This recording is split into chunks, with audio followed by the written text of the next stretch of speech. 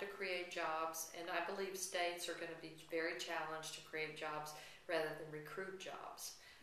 We've always had economic development that has a very rigorous recruitment program of bigger businesses to come to New Mexico. But right now, those businesses aren't moving, our incentives are fewer. So we have to think about, well, what are our assets here and how do we create jobs? I believe alternative energy is our number one possible asset and possibility. Wind, solar, geothermal, biomass. And I don't think we have to be at odds with the extractive industries. I think we have an energy complex in New Mexico and we can do it all. We should do it all. We should be innovative. And we should continue to try to create the transmission authority that will allow us to export the green energy to the West, to Arizona, to California, where populations are greater, where they need more energy, and they have already said we're going to buy green energy. So I think getting through the economy by being innovative, investing in the film industry, I think it's really important to continue to provide sustainable incentives for the industry so that that industry can continue to grow in New Mexico, and being ready for national healthcare reform and the 7,000 to 10,000 jobs that are going to be created in the next 4 to 5 years, being ready to work with national healthcare reform and the rural community health centers, how we train the workforce to take those healthcare jobs and use every federal dollar in the right way, but also link up with our education system. So creating jobs is the real long-term solution to our budget. Right. The more jobs we create, the less budget shortfall we're going to have.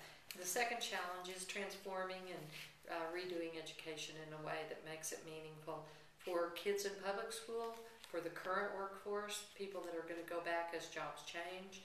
They want to go back and get a new skill set or improve the skill set they have. And for people who are maybe in their middle age that want to change careers or have found themselves unemployed and they want to change careers. How do we make sure we have an education system that allows them to go into a health occupation? The things that I've worked on for transparency have been great bipartisan efforts. The Sunshine Portal, which opens up the state's checkbook, both the income and the outflow. People can go look at that. It'll be online in its first form this month in October, and then fully online next year in 2011. So people can do a lot of their own. They can get all their information on there about our taxes, how our money's spent, exempt employees, department by department, who does what. I think that's a good first step. Secondly, the contractor database. People always talk about who has contracts with the state. Believe me, it's from the smallest businesses to the biggest businesses. There are little businesses that have $5,000, $10,000 contracts with the state that are very important to them. And then there are big contractors that administer our Medicaid or our health insurance plans. So the contractor database, I think, is another great transparency effort.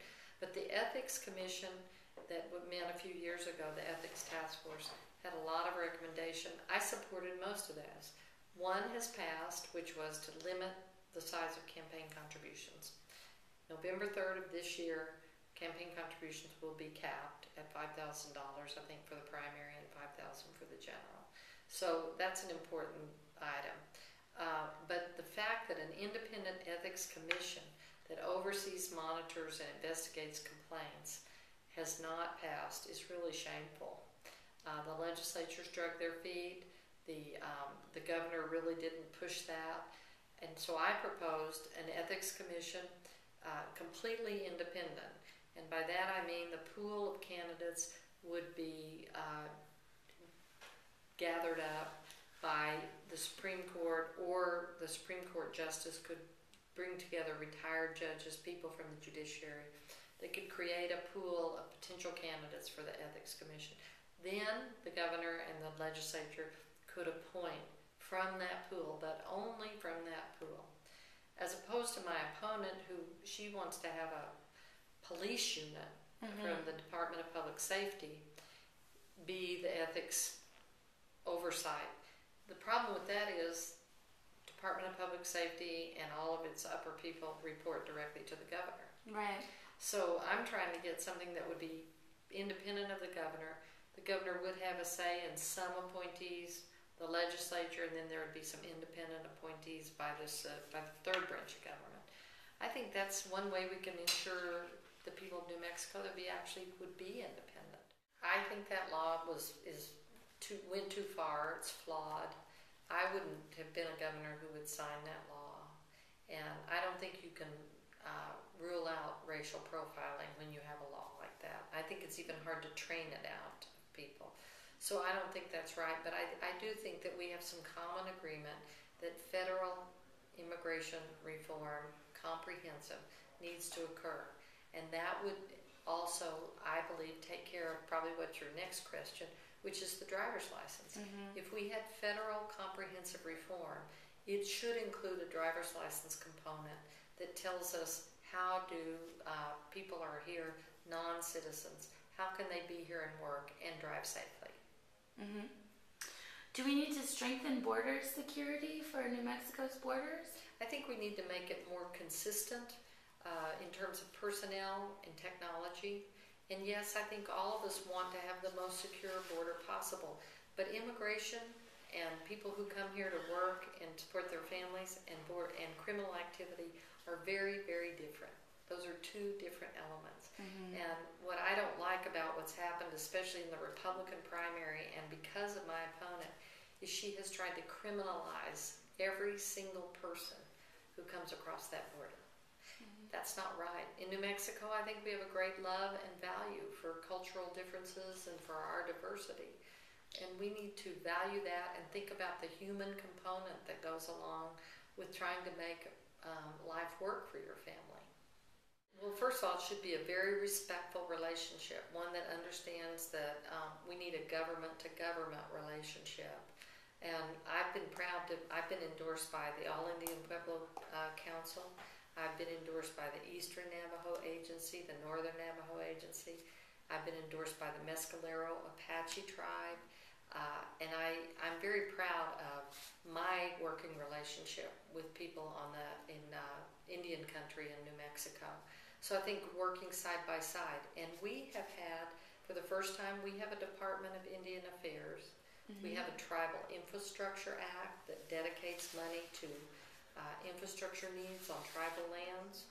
And we have a Tribal Collaboration Act, which means we have a long-term commitment to working with Native Americans.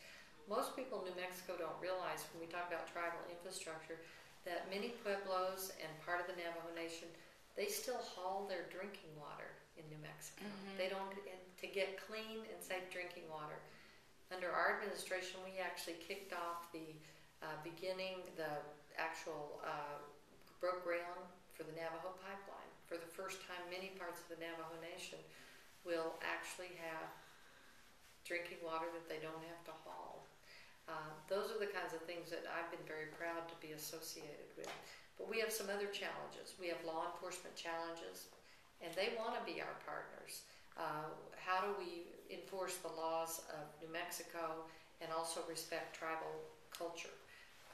Health challenges as the Indian Health Service closes down. I think it's really critically important that we think about how do we make sure that the Native Americans get access to health insurance, health coverage, and health services in New Mexico. Because, first of all, I want to be governor at this time because I think leadership is important.